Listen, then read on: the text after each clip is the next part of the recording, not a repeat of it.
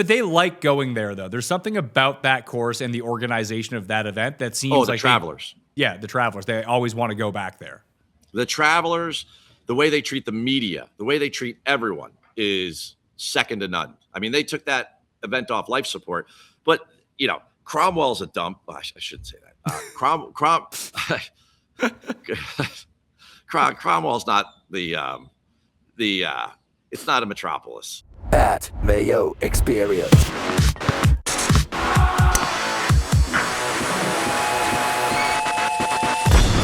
This is the final word on the Cadillac Championship with myself, Pat Mayo, and Keith Stewart is live on the ground at Doral Blue Monster from readtheline.com.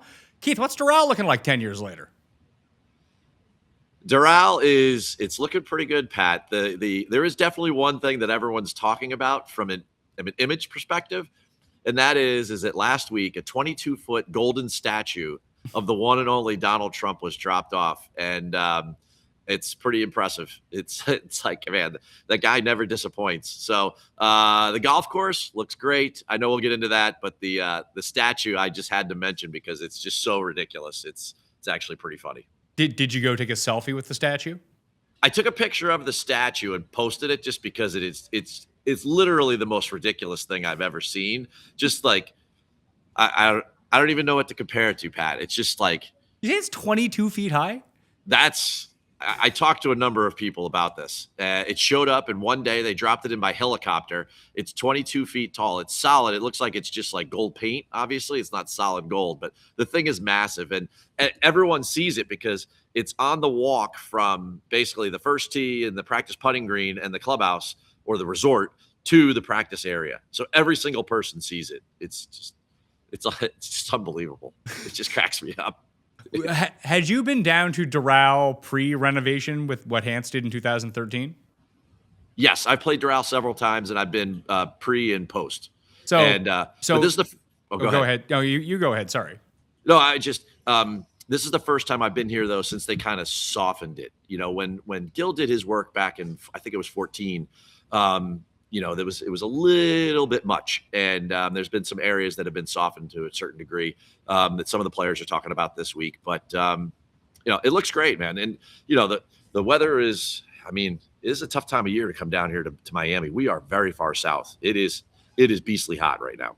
How are the winds going to affect everything? Because I know when this gets classified at a course, it's like, oh, it's a parkland course, kind of like you would think of Valspar. And It's like, well, kind of, but there's giant lakes everywhere that the wind can really affect what's going on. The wind is the complete story when it comes to the actual scoring or the final score of the event. Vegas set the over-under line at 12.5 because they're just looking at the wind online. If you've ever played here before, it's always windier here. There's a couple reasons why. This is a massive property to begin with. There's 3 golf courses here. There used to be 5, but now there's just 3. There's the red, the gold or yellow, and then obviously the blue or the blue monster. They're all part of one contiguous property, but then across the street, you have Miami International Airport. So if you take all of that hot air and you take all of that wide open space, it's almost like you're playing in a coastal area. The wind here is always more significant than what you're reading online. And, you could feel it this morning, but this afternoon, you'll see I am in a tent kind of backed up against the wall, so I'm not really affected by the wind, but you'll see at times that the wind will blow my hair or something like that. It's blowing, and it's with all the treachery, with all the danger that's out here, it's going to play a role this week for sure. The wind looks like it really picks up on Saturday and into Sunday when the storm is supposed to come. It does, but it seems like the storm might be able to hold itself off until Monday, so hopefully we can get all this in. We don't need more stars skipping next week's signature event. We certainly don't need that. 5 of the top 14 aren't here? And like an interesting 5, too. Like you would think this would be a perfect spot for Rory and for Ludwig, with their length and their ability to separate off the tee, but they're just not here. No, but it's funny that when I was thinking about the key stats of what guys need to do at Doral, it's almost exactly the same as Quail Hollow. Yes, that's pretty true. Because I was like, oh, it's stupid for Ludwig to skip this and Rory to skip this and Xander to skip this. It's like, well, 2 of those guys have won at Quail Hollow in the past 4 years, so obviously they want to play at Quail Hollow, but they'd be so good at this course. Hey, you can't play them all. And I was just sitting in the press room, and Justin Rose was going through his press conference, and he was asked, point blank, this is obviously a tough spot in the schedule. What do you think when there's only 8 of these right now? What happens when that doubles? Brian Rolap and what sounds like, the future competitions committee is going to have like 14 or 15 or 16 of these. Like, what do you think will happen? And basically what it comes down to is that they'll almost be viewed by these guys as, I'm going to play where it works with my schedule and it works with the venue, and that'll be about it. And yeah, over the course of the year, they'll play 14 out of the 18 or something like that. But overall, like they're certainly, there's ones that are going to be missed. And this obviously falls in a weird spot on the schedule being, added into the fray. I mean, this is a perfect venue for like the first Florida event. We are so far south. You could pretty much guarantee good weather, maybe windy, but good weather in March. And now when we're pushing into May, it's hot. So you could have this at the middle of February if you really wanted to. Sure, yeah, especially with a limited field, if that's the case, or if next year we go to 120. Even with the time with both tees, I think you could get it all in a day if you do it before the time change. But this should go here. Maybe they're probably not going to go to PGA National, but like it should work its way up through Florida, not get here last, like 2 months later. What did Rose say about the club switch to McLaren? Oh, so first question right out of the booth. It's like, hey, so you're playing really good, Justin. Why switch clubs? Which is what everyone was thinking. And, I didn't have the mic first, and I did raise my hand, but I put it back down because I was going to ask the same question. And my question was going to be a little bit more specific, which was, when did you start working with the clubs? And, how long have you been in this, kind of, transition process? And he said he'd been working with the company for over a year in development, and that the first prototypes he's had for like more than a month or so, maybe 2 months, he made it sound like. And in all of that, basically from looking at the clubs themselves. So his caddy, who just walked by earlier, Mark Fulcher or Fooch, I had asked him point blank, I go, what are the clubs like? He's like, mate, they're the same ones. They're just, they're just painted different. Like Justin got to design these clubs with the engineers at McLaren. So what's he going to do? He's going to take his own clubs and he's just kind of do a little Brysonification to them, right? And just like, I'd like this tweaked and this tweaked, but I think he's going to be fairly happy. And again, it's not like he's putting a new driver in the bag or putter. It's 4-iron through pitching wedge. What's that? 7 clubs. The 4 and the 5-iron right now are they're more like, I would say mid-handicap style, head. And then 6-iron down through wedge is going to be more like a player's blade. So we shouldn't expect any fall off in his iron game is what you're saying. I don't see so. I don't think so. Yeah, I don't think so. He was one of the first guys out this morning. He's got stretch bands going on the range. He is like in full work mode. He spoke about it in the press conference. I didn't play RBC. Again, going back to the scheduling of right now, 6 weeks, 2 majors, 3 signatures, all of what's going on. And he said, I took a full week off from, golf, and I really, I kind of like decompressed from Augusta, which, I thought I had a really good chance to win. And then, I really geared back up after a couple of days off, and he really had a great week in the gym. He looks like he really, like, there's always something about a player in their face. You can see a little more joy. You can see a little bit more engagement. You can see a little more pep in their step when they come to a place where they know they're going to play well. Now, Rosie being a former winner here, we know, everyone talks about the through lines between here and Augusta and here in Torrey Pines and here, in PGA National, like those types of venues, right? Those are all places that Justin plays well. So, if you're just watching him naked eye or my PGA eyes, it like he just looks like he's really engaged by being here. And, I think he really wants to test his game right now and put himself under the gun because he's won at Aronimink before. And he knows that that's a place that, he has played well at before too. So I think I foresee big things coming out of Rose this week for sure. So I was actually down to between 2 people for my final bet. It was going to be Goddard or it was going to be Rose at better odds, essentially. Okay. So you seemingly like Rose here. It's interesting. A lot of people always say Chris Goddard's a good wind player. But I do. If you go on the – what's that? I say that. Yeah, but if you go on the rabbit hole, if you could go on the rabbit hole. Right? I can do it right now. Right? If you run it, where does Goddard sit on that list? because I ran it earlier. He was much further down than I thought he would be. And I think I used like 36 rounds or something like that. Let's see. So I was looking at like basically this year. Yeah, it's not great. It's 5 rounds from this year is the thing. Okay. It's just one of those things where it's like he has built this reputation, and then, sometimes we just have to go to, our resources like the rabbit hole or something like that.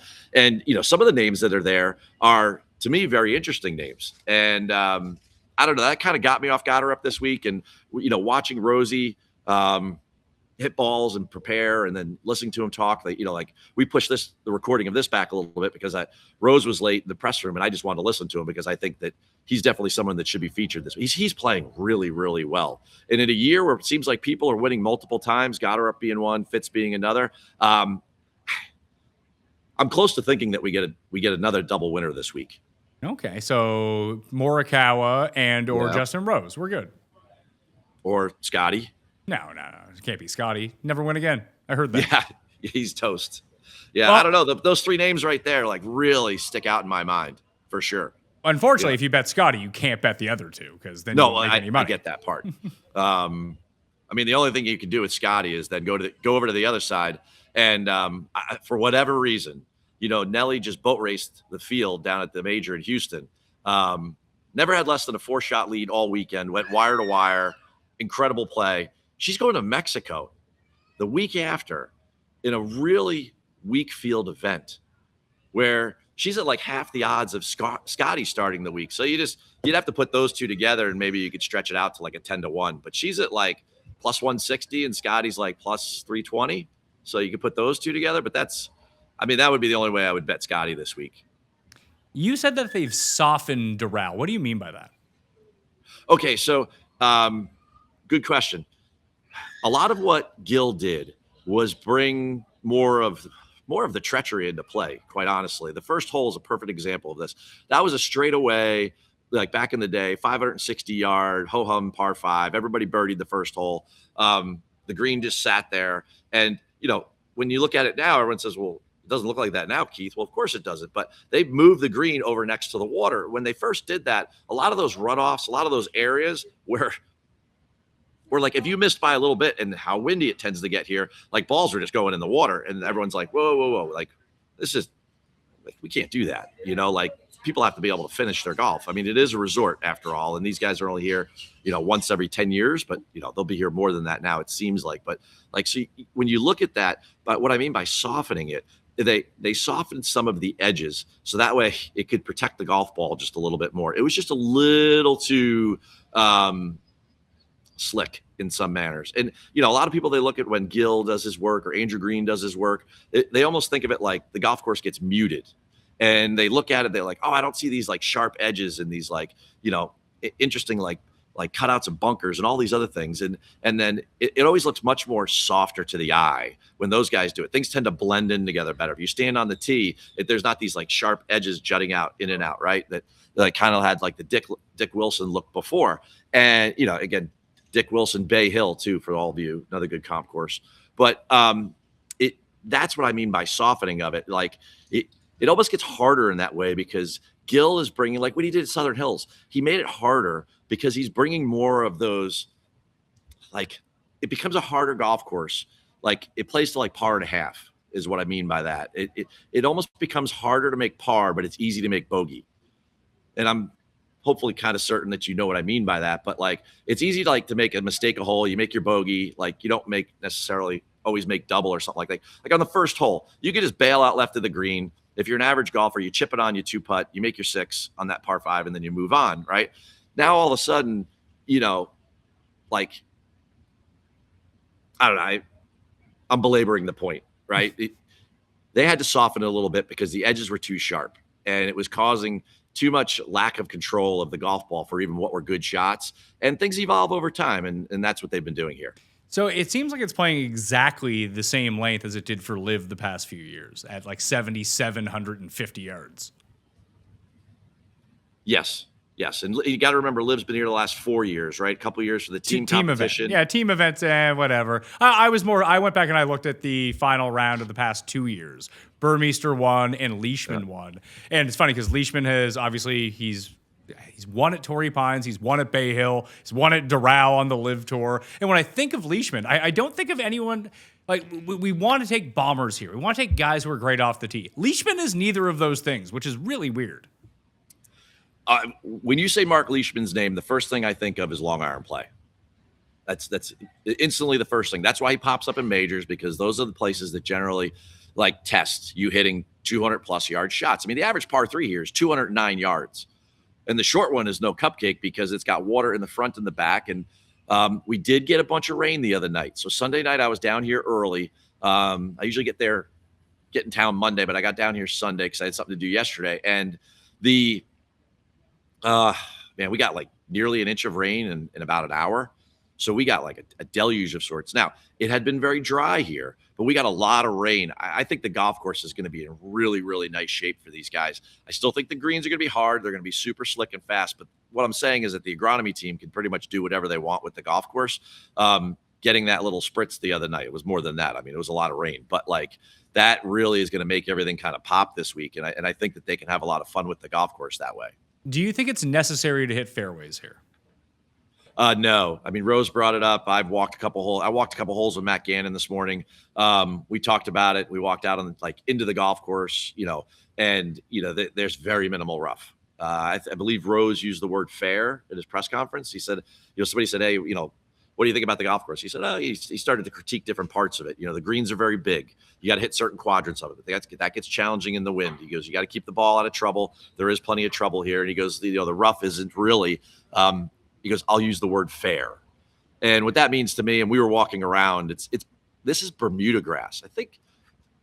I mean, social media tell me if I'm right or wrong, but I'm pretty sure this is the first place we've gone all year that's wall-to-wall Bermuda grass.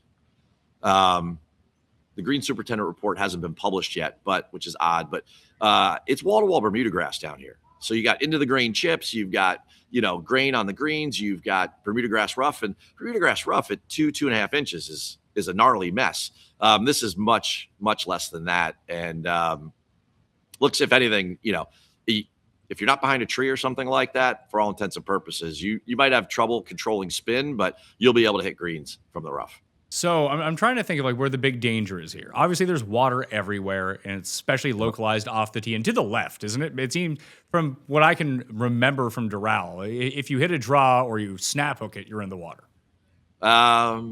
Well, like one water on the right, 2 water on the, or 3 water on the right. It's a pretty good mix. Like a lot of times we talk about the golf course, like, does it have a driver bias? And this one goes back and forth pretty good. Like the first 3 holes are left to right, and then then it goes right to left for a while. There's a couple straight ones. Overall, I mean, I've never been a huge fan of Dick Wilson golf courses, but he did a pretty good job with this golf course, and yeah, he made it very challenging. It's going to test all parts of your game for sure. Average par 5, 611 yards.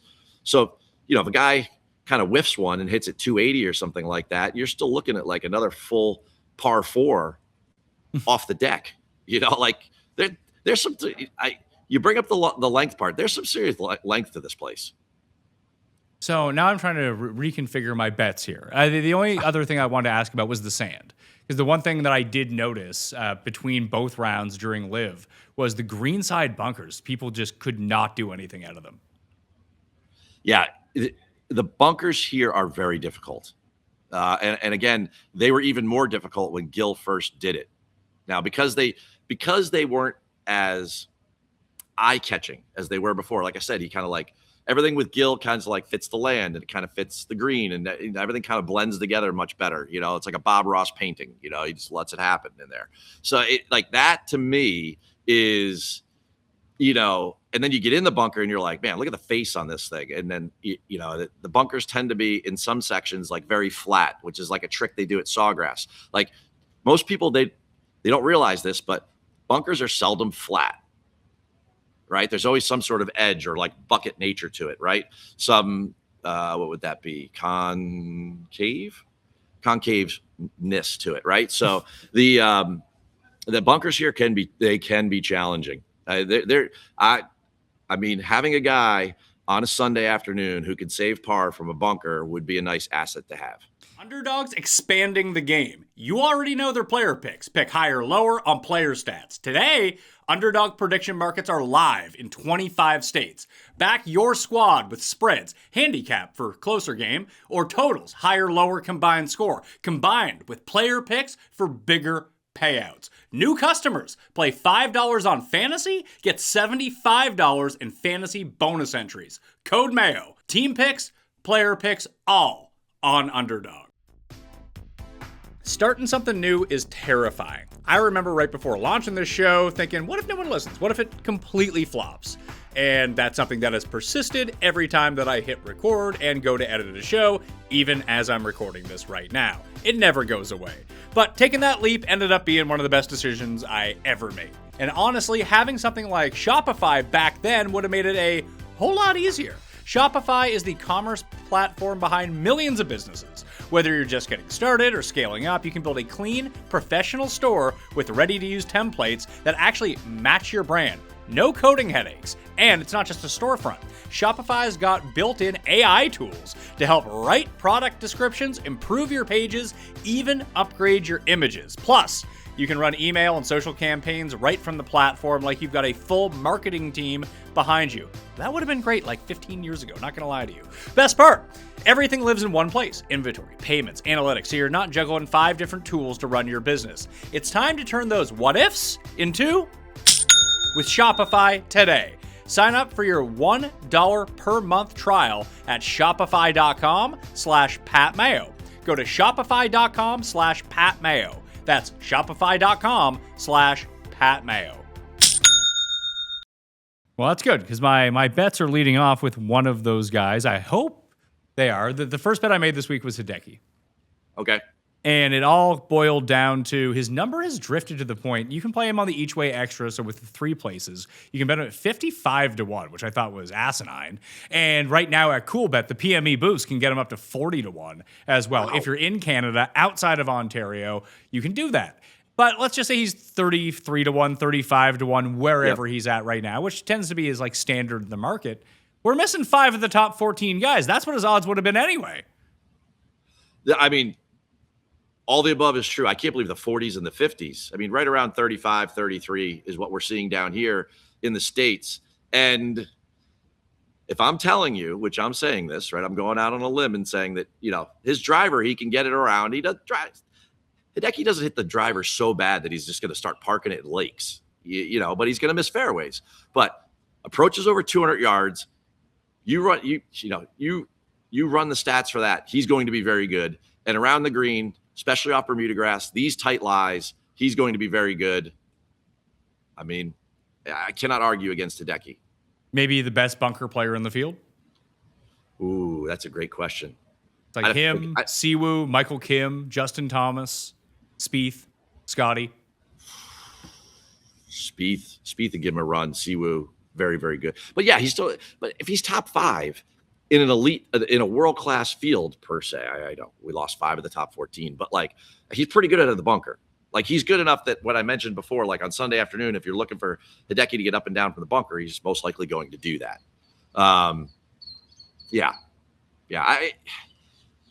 Man, there's a lot of good choices at the top. And if you told me that like Adam Scott's around the same number, I'm 100% taking Hideki over Adam Scott. I mean, Adam's hitting it so good. Why isn't he like contending and putting himself in position to win? Like that would be my question. I'm like, it's part rhetorical, like part throw it back to you. Like if you're just looking at approach and, you know, horses for courses, this would be a great spot for Adam. But why this year? He's played really, really well, but we haven't really talked about him at all. No, he's a name that's come up a bunch this week because he's technically the defending champion, although that was 10 years ago at Doral. And it was a great run for him. He was second at RIV, won PGA National, and won here. So it was a great form entering this event at the time. He doesn't have the same sort of form. The form is good. It's not great. And, I mean, he's putt well in 2 tournaments this year. They're the only 2 tournaments he's finished inside the top 20. Yeah. I just, you know, this is the first week of the year I've like really heard his name. And I I don't know. That number's way down there. So if he's in that same range with Hideki, I'm going Hideki all day. Yeah, he is in the same range as Hideki. So I like Hideki. Yep. So Morikawa is my first bet, 33-1 with the 3 places. Hideki 55-1 with the 3 places. Rose 55-1 with the 3 places. I've decided on him over Goddard, thanks to you. Goddard better not win, but he's cuss pick, so he probably won't win. Spawn 90-1, Stevens 125-1, and Homa 225-1. All of those with those 3 places. I tried to, when I went with Spawn, Stevens, and Homa, I tried to figure out what would I want from a long shot this week in a really high-end field where you don't see a lot of long shot winners, honestly. But Homa has won at Torrey Pines, he's won at Quail Hollow, he's won at Riviera, he plays well with the Masters. Like maybe just this is his type of course where, like you mentioned, just hit it and play, hit your long irons, and be very good at lag putting, which he is. Hopefully he can figure that out and get himself like a second place finish, be a very nice payday. With Stevens just plays well at these driver-heavy courses, and you start noticing his name when he starts popping up. He's on the upward trajectory right now, and when you look at the courses where he's played well, obviously Torrey Pines, Mexico, these big driver-heavy courses. This is what this is going. Valero, yep. And then Spawn's good in the wind, and there is no difference. I went and looked because I was like, why am I not thinking about Spawn? And I was talking to Tambo on the DraftKings show about it. And I went and I looked at his stat profile. I was like, oh my God, he is exactly doing the same thing as he did before Valero. He's like top 20 in the field driving. He's first in approach and can't putt right now. Well, what if he putts this week? That was my rhetorical question at Valero. Well, what if he just putts? He's not a bad putter. He's just putting very poorly. So what happens then? What happens this week if he can leg putt again? All of a sudden, he's in the mix. Of those 3, I get the Max thing because he tends to be like he was, not that this is a comp course, but he was always very good at TPC Sawgrass before this, kind of slump that he's been in for the last year and a half or so.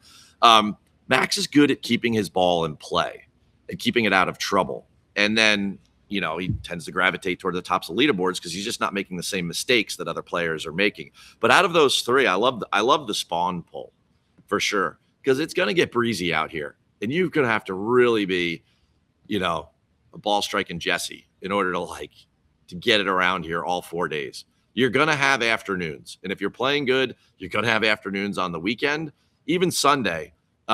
When the front starts to come through, even if they went early off both tees, that last group is still going to face that noon to afternoon wind. And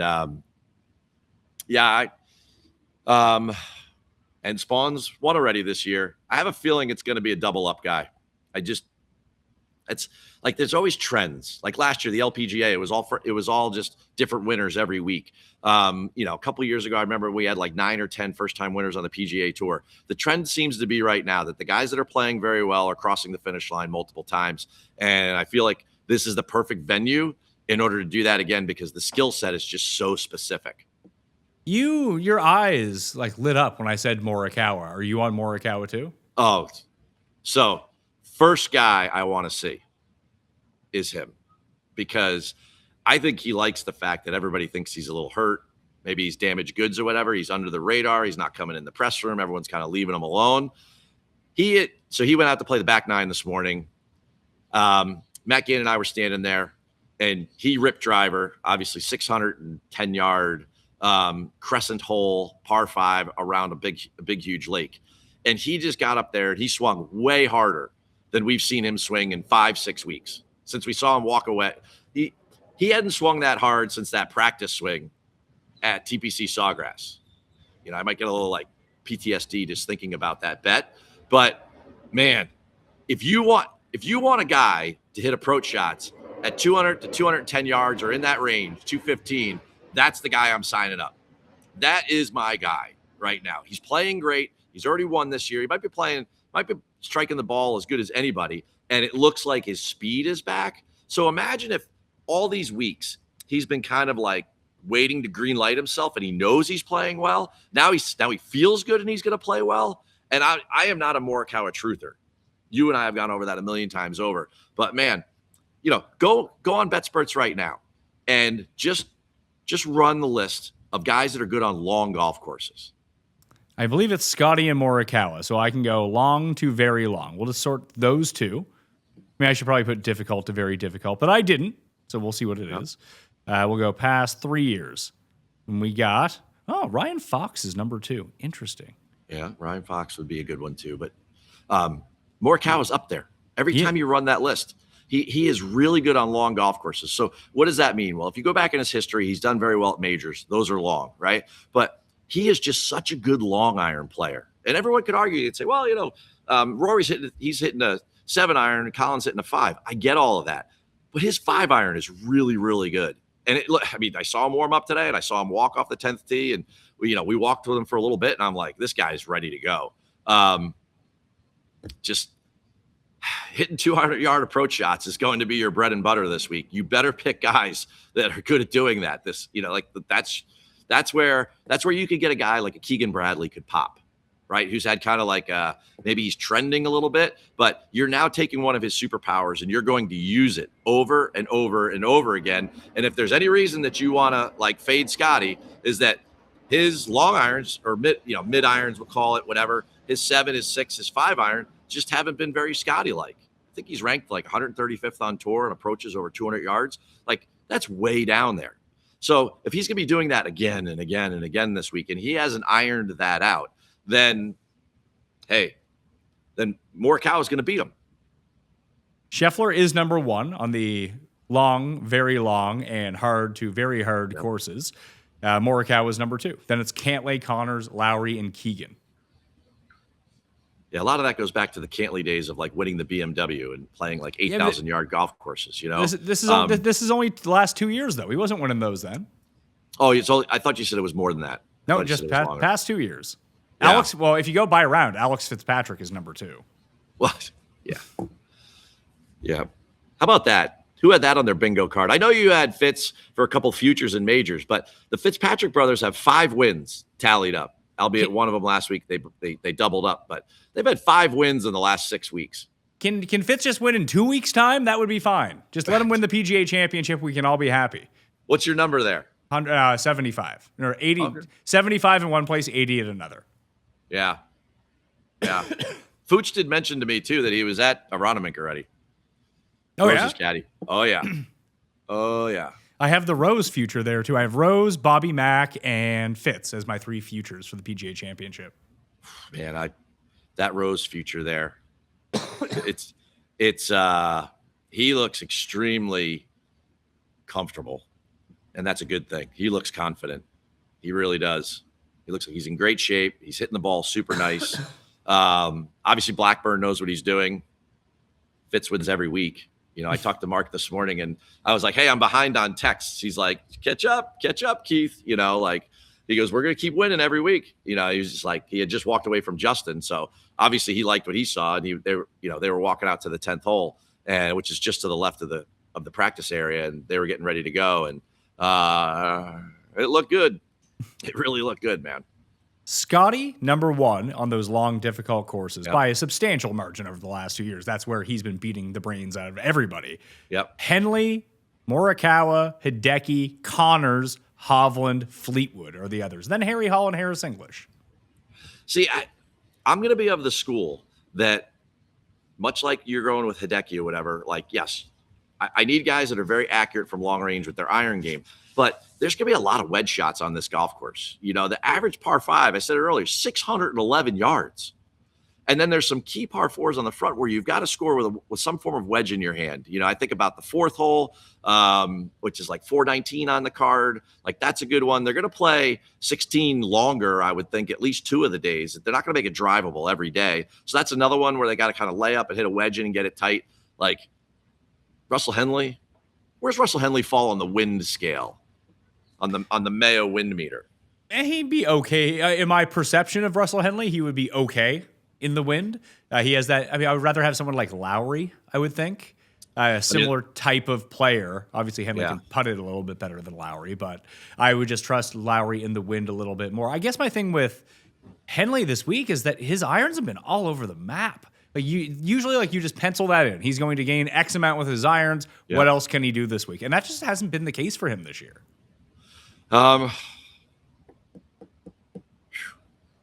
His irons weren't terrible at Augusta. They weren't, but they were terrible at Heritage, and they were terrible the week before Augusta. Yeah. Interesting.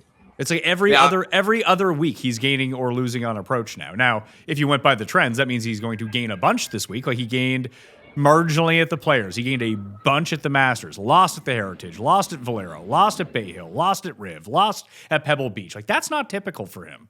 No. Plus, when people use the word trend, I think of that as a straight line graph. I do not think of that as like sine and cosine, right? Like it's not wavelengths, right? We're like, for me, if I'm looking at trends, I like you were talking about with JJ, like the ball striking and everything was going. The only thing was missing was that one thing. Okay, well then I could buy into that. I can go down that road, but it's he top 20s or he top 10s, and then he misses the cut. Top 10, like I don't want to play. I don't want to play those games. There's too many good players in this field that you have to play that game. There's just there's too much risk. What has been the media chatter around the news that LIV has canceled their New Orleans event? So, a lot of media. I mean, there's obviously crooked media, the crooked media that you're a part of, Keith. Yes, I know. All right. Well, first of all, I would never accuse myself of being a writer, and the fact that I even get a seat. Well, in the beginning, they even gave me a seat to be in the media center. So, tongue in cheek, I'm always very. I would be the last person to accuse myself of being media, that's for sure. But guilty as charged, or guilt by association. But there's two very big stories right now going on in the media center. Number one is like, how fast is LIV going to fall apart? And everybody's loving the fact that it's like this kind of like sudden collapse. And then the other thing is obviously Jim Furyk. That's a big storyline too. So, but to start with LIV, nobody's surprised that once the story broke, again, you got to remember, like, so I was talking with Bob Herrig about this from Sports Illustrated. He's been, a LIV kind of storyteller for the life of it, right? That's one of the things that you could always count that every week Bob's going to have multiple articles on LIV, whether LIV's playing that week or not. So he's obviously got contacts there on the inside. He's getting good information. He's getting sourced.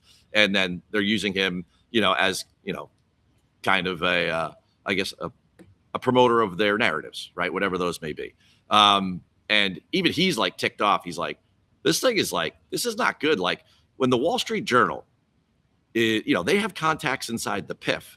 When those people, forget the LIV people, forget Arlo Guthrie and the rest of those clowns, right? Like, honestly, when you get to the point where the Wall Street Journal and the New York Times and institutions like that, who have very high level sources, institutionally set in those, and they're telling you they got problems, right? They've got problems. And there's stories buzzing around the media center that they're talking about, Virginia's not getting paid. Contractors are not getting paid. Now, LIV, their tendency has been to pay slow, right? That has always been their reputation. It hasn't been out there before because everyone was getting their money at some point. But now people are questioning like, well, will I get it? Or will I be a part of, something that like just won't exist? And you can't ask the players. The players don't have any information. And then you can't ask any of their media because they're out there just saying whatever's on their mind, basically. And we've already seen where Scott O'Neill stands on all of this. So it's happening rapidly. It's kind of really interesting, like what's going to happen to some of these guys? How's Michael Assasso doing right now? How you doing, bud? Seriously. He got his money, I think. Yeah, but I mean, don't get me wrong. These guys, they love the money. They really do. But like, guy wants to play competitive golf. Guy wants to win a major. I would think, I would hope, as a player, Yeah, but if you're 20 and they're like, hey, here's $10 million for 2 years, you'd be like, all right, I can figure this out after these 2 years, really. Yeah, I get that part, right? But I still think, I don't know. It's just fascinating to me. It's like the stupid Trump statue. It's like, what are people thinking? Imagine as quick as this thing shows up, it's going to go away, Pat. Like it's literally just going to go away. It always felt like that was going to be the case. Either it was going to burn out and would go away, or there would be some sort of merger. Those felt like the only two outcomes here. Yeah, Jay Monahan merger. Could you imagine if there was a merger? Well, it was supposed to happen. I believe I did a breaking show that they were merging at one point. Oh yeah, the June 6th date when Jay was with Yasser. on MSNBC or whatever it was, breaking the news. And it, like, we're so far removed from all of that. I love it. And to this day, like, still no one's watching it. Like, there's just been zero interest in this thing. They've literally burned through like $5 billion. And like, I can't even put that into context. Like, how much money is that really? It's like, it's insane, you know? But like, they were getting ready to pay Bryson. Like, if none of this came up, and maybe it is the war, maybe it isn't, maybe the thing had just run its course, whatever the story is behind it all. But like, they were just getting ready to like back the truck up again and give like Bryson like $300 million, even if those numbers are real. Say it's just another $150 million or whatever. It's like, it's crazy. It's like they would have had they would have had to do it to Bryson though. Like if there's no league without Bryson. Like you can have all the ROMs and you have like the kind of good DP World Tour. Great, that's fantastic. If you don't have Bryson, you don't have anything. I totally agree. And then where does he go? I mean, obviously the tour would welcome back with open arms, but YouTube?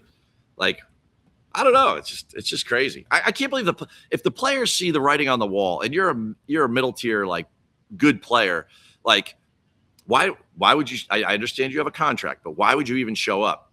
If you think the timeline is a year from your last event, I would be like, yeah, I'm hurt. Sorry. My arm. It's broken. So what you're saying is like Abe Answer should be like, oh, my back. Can't play this week. Totally. But they're not even playing at this point. I don't think they play again for like 6 weeks. No, they play in Virginia next week, don't they? I thought that was no. Virginia's later, isn't it? I thought they have one leading into the PGA, don't they? I thought that was supposed to be the New Orleans event. No, the New Orleans one's like later in June or July or something, which is a great idea. Let's go to New Orleans when it's even hotter than it is in April. All right, so 2 weeks from now, Trump National in Washington. Yep. They're playing. The Virginia one, yep. And then they're in South Korea at the end of May. Then they're in Spain before the U.S. Open. And then they're in Great Britain. So June 4th, and then the next one will be July 23rd. Yeah. That's a big. So the New Orleans one would have been in there, I'm guessing. And it's not on their schedule anymore? I don't see it here. There's no New Orleans on their schedule. Not on the website, no. Well, I mean, it is their website. That's a little telling. Well, I mean, one by one, if people aren't getting paid, they're not going to happen. Well, they are. Oh, maybe you missed it. The governor came out and said it's not happening. The governor of Louisiana. I saw the first story about it, but I haven't. Maybe I didn't. I just assumed at that point it wasn't happening. Yeah, it was very PGA coded as well. Yeah, joint statement from the governor and secretary on LIV Golf Louisiana. A joint statement from Governor Jeff Landry and Louisiana Economic Development Secretary Bourgeois on LIV Golf Louisiana. Quote, first, we want to thank Zurich and the PGA Tour leadership for another outstanding tournament this past weekend. Oh, just stick the fork in.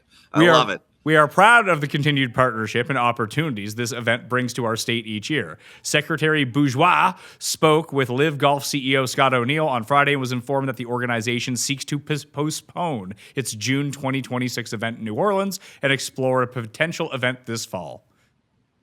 Somebody's got to come out with a meme of, I forget that cartoon character, which one it is, but he's sitting in the burning room that you see all the time. And it's like, everything's fine. And somebody's got to come out with an O'Neill meme of him sitting in a burning room, just like, hey, nothing to see here. Everything's fine.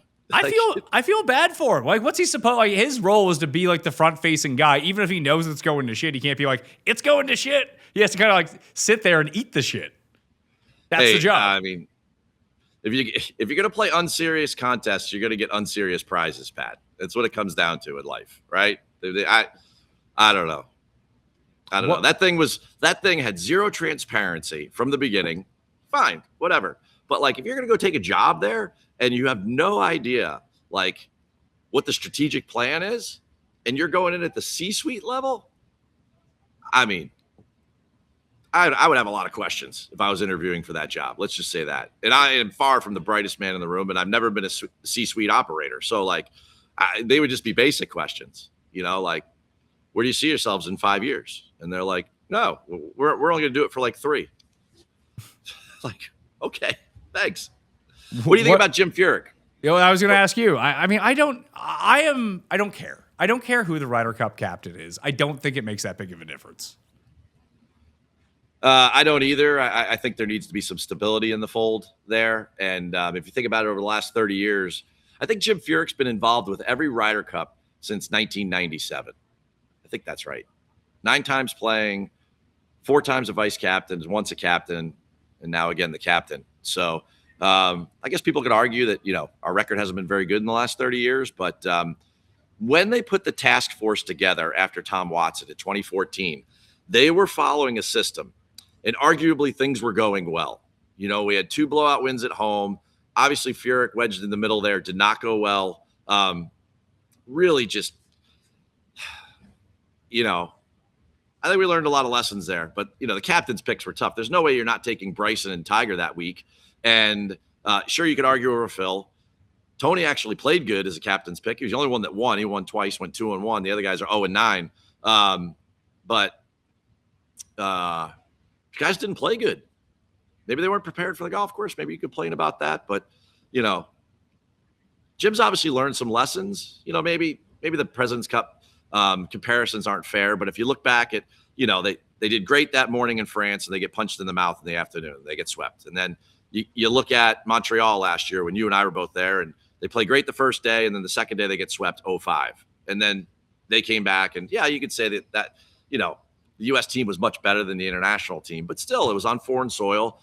He somehow rallied the troops again, set it straight, and then by Saturday night, everyone was like, "Okay, this thing is over." So, I think the thing needs a lot, knowing a lot from the inside. Pat, the thing needs a lot of stability, and Jim is a very thoughtful, cerebral guy. He's going to provide a lot of stability. Like what they need is whatever Dodo Molinari does for the European team. It feels like he's actually the biggest asset that the European Ryder Cup team has. The U.S. needs that guy. Maybe they need to hire Watson, the robot from IBM. Maybe he can help. Well, they do use a stats or an analytics team, or they have since 2016. Yeah, you say that, but we were all easily able to identify what was the pairing: Harris English and who was it? Morikawa? Those two? There's that one, or it was the order of Scheffler and Henley. Yeah, I get it. So I mean, you can hire these people. Maybe try listening to them. I would say if we're talking about Luke Donald's best assets as the Ryder Cup captain or Team Europe, right? I would push back. I would say Dodo Molinari is his second most important asset. I would say his number one asset is Rory McIlroy. Sure, his best player is the biggest advocate for his team, and that is not the case here in the States. That Scotty isn't. I mean, Tiger never was. Well, okay. So look at it this way: the number one ranked player in the world, reigning during a Ryder Cup. On the European side, it's been Rory twice. He's 2-0. On our side, it's happened 7 times between DJ, Scotty, and Tiger, and they are 1-7. And the one that they won was 99 at Brookline. That was Tiger, and that was a miracle, right? The number one player in the world, it has not helped the American side. So if you lose your bet, okay, let's go in the playoffs. Michael Jordan's on my team. We were like we won 80 of 82 games in the regular season because Jordan was playing. And then you go in the playoffs and Jordan doesn't play. It's going to be tough. It's going to be really tough. The lasting images of Scotty is like him crying on the back of a cart. Don't forget, he was the last man on the team in Whistling Straits. And a lot of things have changed since then. But but those next 2, Scotty's record in the Ryder Cup is very similar to Tiger's. And I can't figure out for the life of me why that is. At some point, pride has to kick in. I don't know. But the fact that when you're on property and you watch that European team operate and every single person looks up to Rory and then Rory in turn looks up to Luke, then you know that whole hierarchy matters. Do you think it's just as simple as Europe really wants to beat the USA? USA kind of doesn't care as players. I think that's part of it, which goes back to my point. If Scotty got in the room, Tiger was never going to be the rah-rah guy. So you can't go in a locker room with Jordan or LeBron and be like, hey, I'm going to be the rah-rah guy over him. Like, Kobe has to be the leader in the locker room. That's the way that dynamic works. So, the culture, it's a systemic problem. We always come back to the same thing. These guys don't care. They're overpaid, blah, blah, blah. All right, well, if the guy in the if the guy in the locker room pulling a Wyndham Clark was Scotty, and they saw how much he cared, right? And again, I'm not in the locker room, but it just seems like as a team, there's no energy at the top of the pyramid. I don't know. Jeff keeps bringing this up. If LIV goes away, do you think that the purses come back to earth on the PGA Tour? Those people in our media center that write that this is not a sustainable strategy by the PGA Tour to have $60, $20 million events a year with all these different sponsors and everything, I have to think that they come back to earth somewhat. You have to think so. As long as it's not reactionary anymore, you would think maybe they're maybe 15 or 12 or something like that. It just seems crazy what's going on right now. It does. Has it ever gone backwards before, though? Ever? Ooh, I don't know. That's a great question. I mean, some of the fall events have gone down over the last couple of years, and that has led people, instead of being 9.1, they're 8.7 or something like that. Like I've noticed that trend in the fall, but you figure that was just kind of because those events weren't as popular. So yeah, to answer your question, yes, it has. I would have guessed that was because they modified what they did for those tournaments. Because before you would get one or two guys at almost every single one of those goober events, like even Bank of Utah or Houston when Houston was a part of the Fall Swing. The Fall Swing is now almost completely designated to play yourself onto regular status on the PGA Tour. Ben Griffin showed up to Mexico, but that was really it. Yeah, I mean, the design of it is, if you were the sponsor, you would say, I'm just not putting as much money into this. We are not seeing the numbers. So yeah. Because there's no chance that Scotty shows up or Rory shows up, where they used to show up to one of them. Yeah, there's no reason for the Patrick Cantlays, and I mean, you get why Xander and Colin go to Japan because they have familial ties there, but otherwise, none of those guys are going to show up. And why should they? Give them an off season. Everybody else has an off season. I'm cool with that. One and done. I've started to fall back in the one and done. I made a very critical error at Heritage.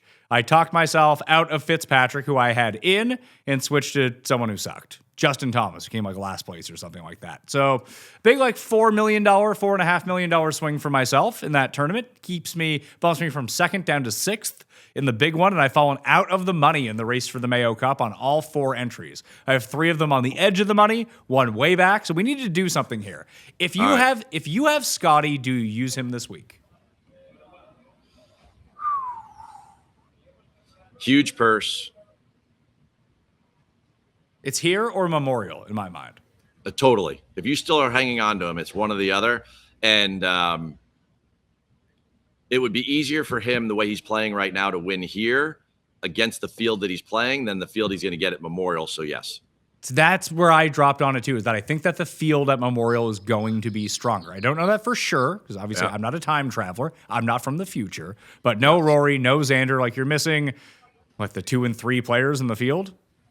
Yeah, I mean, there's a lot of win equity that would be chopped up between those two guys. And even, these are good golf. This is a good golf course for Ludwig. It's a good golf course for Robert McIntyre, the way they drive the ball, the way that, the way they hit their long irons. So you took some, it was really surprising to me that those were the 5 guys that dropped out in the end. If you told me somebody like Fleetwood, who doesn't hit it quite as far, he dropped out, you'd be like, all right, that makes sense. But to lose Ludwig and Bobby Mack, Bobby Mack, great in the wind.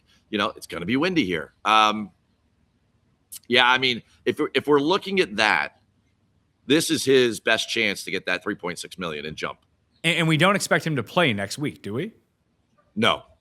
So you're missing a signature event there. So you can burn him at the PGA. Listen, he's probably going to be fine at the PGA Championship, U.S. Open, Open Championship. You can use him in the majors, but you do have more options in those events, in my mind, especially at Aronimink, where, he's perfectly tailored for it. We already listed, 3 guys we really like who are widely available?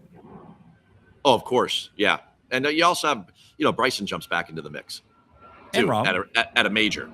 So getting Scotty at possibly the weakest field that he's going to go against in a signature event where he can still get $3.6 million makes a lot of sense. And a lot of people they will have burned him already. So he won't be a popular choice. So, okay. So if it's not Scotty, where would you go? For me, it would be Morikawa or Hideki.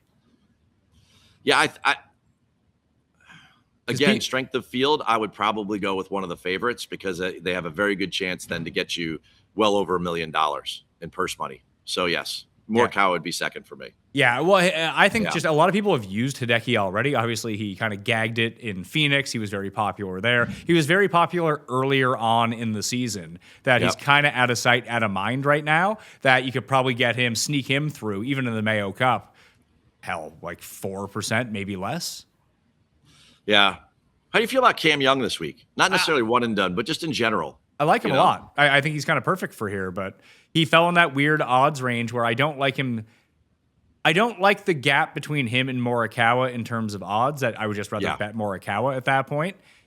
He's inching a bit too close to Scotty for me. That then the decision becomes for me when I started looking at the odds. Like, well, I can bet Cam Young, but almost the same thought process in betting Cam Young has to come into it with Scotty. He's like, what, triple the odds of Scotty? He's like 10-1. Scotty's like 3.5-1. Yeah. I can fit other guys on the card with Cam Young, but it's like maybe I can fit 2. With Scotty, maybe you can fit a long shot to go with him. At least if I start with Morikawa, I feel like I have a bit more flexibility. Yeah. Any thought in a field like this well, you don't do it anyway. You'll go each way three places, but no conversation at all in your mind about betting without Scotty in the field? No. But that's why I play the each way threes. Yes. Yeah. But as we discussed, it's worked out really well for that discussion we had at the beginning of the year of is it better to bet the with or without Scott? People don't even talk about the without Scotty market anymore. Yeah, it's interesting they don't, but a lot of that has to do with the fact that he's just not winning. Yeah, well, exactly. So maybe he went on a generational run and just as you mentioned, just look at his numbers. They're not the same. This is not a guy that you should be. Should he be the betting favorite? Yes, in my mind, he should be. Yeah. However, it's not the same guy. What's interesting to me, and I don't know, people maybe have touched upon this. I haven't heard a lot of this chatter, but like when it comes to back at the beginning of the year, he was working with the driver a ton. And I wonder if not just looking at equipment, but he wasn't chasing a little bit of speed because he wasn't the longest guy out on tour. And he knew that not that he wasn't like otherworldly at that point, but like, did he chase a little bit of speed? And did that creep into his long iron game? And that's what kind of throw things off. And then now, like, things are starting to, settle a little bit more. I mean, the driver's unbelievable for him. It is. The chipping's been really, really good. So you got to love all those factors coming in here. You'd be worried about, hitting irons from over 200 yards because there's going to be a ton of those. But like maybe, remember when Rory chased speed, and how it kind of messed up his game for a little while. Maybe that's what Scotty's dealing with. Of course, he went on a generational run too, and it's tough to sustain those things. I mean, even when Tiger would go on his runs, they'd last for like 2 years, and then he'd have a lull, and then he would do it for like 2 years again. But that's just something that, like, I'm still thinking about that, but I don't know anyone in his camp that I could directly ask and be like, hey, was he looking for speed? And then, kind of lost it a little bit, and then now he's getting it back, or, I don't know, something to think about. His speed is up from last year, but it's lower than where it was in 2023. So it's been within 1 or 2 miles per hour. Nothing's really changed in that regard. But just like staring at the sheet, it's all iron stuff, right? Yeah, but if you go back to the beginning of the year, like Amex in the first couple, his speed was up more than a couple miles an hour, which means he's working on it, right? And now it's back down to like more Scotty speed, where it was the last couple of years. I don't know. It's just like something I think about. What do you want? I'm a golf geek. I think about this stuff. I think trying to explain away trying to figure out what has happened. I think the easiest answer might be the most correct answer. It's just like it's tough to hit the center of the club face every single time for 3 straight years. Yeah, you're not kidding.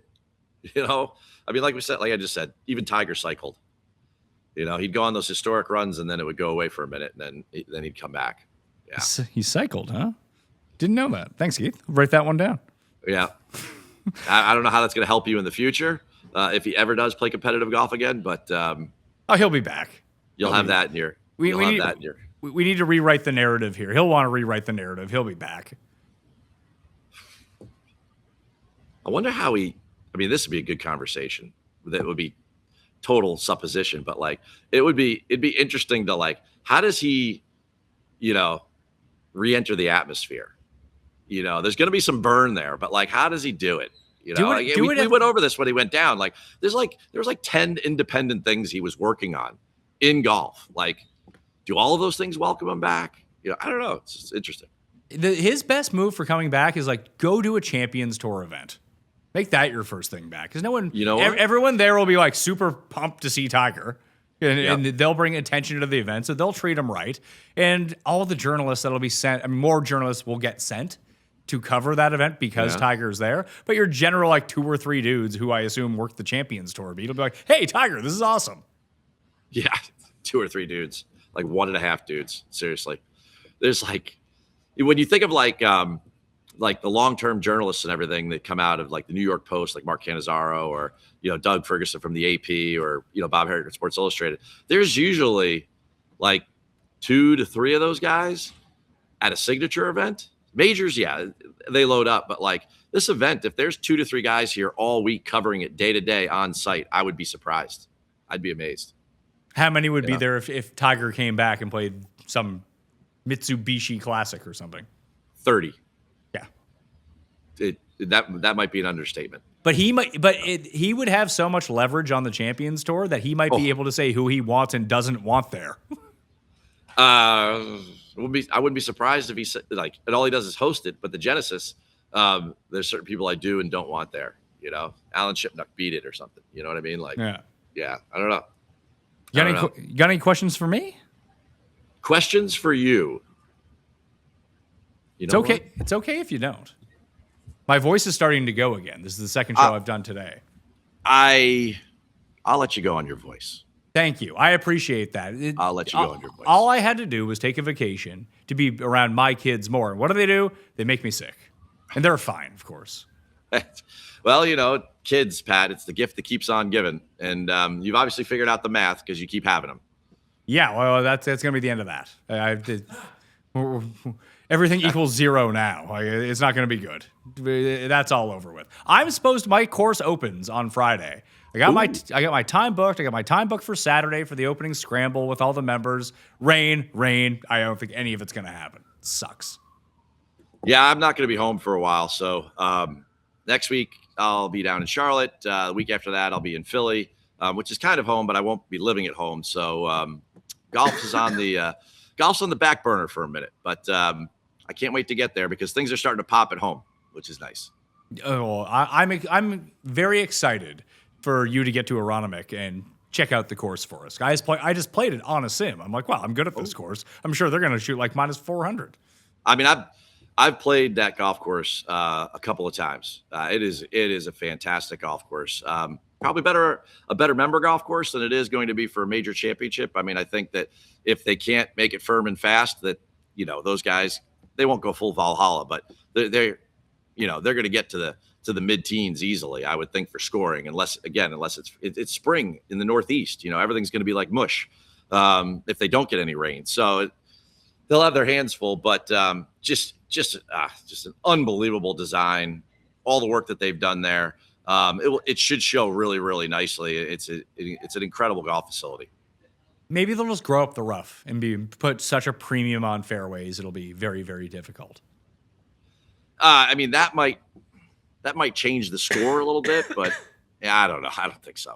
You know, There was plenty of rough at Valhalla. There really was. But those fairways were giant. It felt like maybe that's just me misremembering it. It feels like they're a bit more narrow here. They're definitely going to be more narrow here. Much more of a Northeast style golf course. You know, you got to love the guys that grew up on that agronomy up there. Cam, Gotti, you know, the guys that, you know, are, I mean, quite honestly, you know, a fun conversation to have is that like Philadelphia is tough to beat as far as like the best golf courses in one city. It's man, they top to bottom. I'm not sure if there's another city that can compete with it, with the number of class golf courses that they have there. Which is strange because the tour went back to Philly for the first time in ages last year because Quail Hollow had to host a major. You got to have the Cricket Club come into play, but there's no regular event in Philly, which seems strange. It does seem strange, but we don't really have any good events in the Northeast. No. You know, and of course, Rolap talks about doing that, but like TPC River Highlands is not a championship venue. So no, yes. but they like going there though. There's something about that course and the organization of that event that seems like Travelers. Yeah, the Travelers. They always want to go back there. The Travelers, the way they treat the media, the way they treat everyone is second to none. I mean, they took that event off life support, but Cromwell's a dump. I shouldn't say that. Cromwell's not it's not a metropolis of sorts, right? The golf course is obviously not. It's less than 7,000 yards. The guys tend to tear it up a little bit. So overall, there's always guys like, Jim Furyk shot 58 there. Bring up Jim again, right? Like that should say enough. And, but like no New York, no Boston, no Philly. I mean, there's so many historic golf courses there. No DC. It's no Chicago. How we don't hit those places is just amazing to me. Like at least half of them on the tour. I agree. I'd like to see it. I would go to more events if that was the case. It'd be closer to me, which I would enjoy. Keith Stewart. I would enjoy the company. Yeah. ReadTheLine.com. Your newsletter will come out on Wednesday morning with all your final plays across the tours, so PGA and LPGA for you. Unless you got any Euro stuff cooking. You betting Tom McKibben over in the Turkish Airlines Open? No, but I did pick up I think it's my 8th runner-up of the year. I had Roning Yin in the ladies, 56-1, man. And we were never even close. Never close. At least if your guy comes, it was like when I had Nikolai against Woodland in Houston. It's like, well, okay, I got a real chance here. Like 5 holes later, it's like never had a chance. Wasn't even close. Yeah, I mean, she never got no one ever got closer than 4 strokes over the weekend. That says it right there. Nelly in full flight. First, 3 seconds and a first. Plus 160 this week in Mexico. Plus 160. That's a Tiger number. And it's at Mayakoba, isn't it? Yes, it is. Yes. So a very difficult golf course. Last year, the winner was Chizzy Iwa, 12 under. Second place was 6 under. So very difficult golf course for the ladies. You're taking the best player in the world who has considerable advantage. And even if she does blast it in the mangroves, she still makes more birdies than everybody. It's like she shoots 10 under. The next closest person's 4, and she wins 2 weeks back-to-back by double digits combined. Like I said, parlay her with Scotty. And get a 10-1, and we'll see you at Quail Hollow. Or you can parlay her with Hideki and get an even bigger number. Ooh, Hideki, yeah. I think I might go with Scotty. I don't know. We'll see. 40-1 at CoolBet. If you use the PME boost, you can get that in the description of this video and audio podcast right now, as you can find the link to Keith's newsletter at readtheline.com and my newsletter, which I have all the final plays, DFS ownership, the weather, any extra notes that you need. It'll be in that free newsletter. Sub to it right now in the description or at Mayo Media Substack. All right, I'm Pat Mayo. Smash the like on the way out, and I'll see you next time. Mayo Experience! Experience!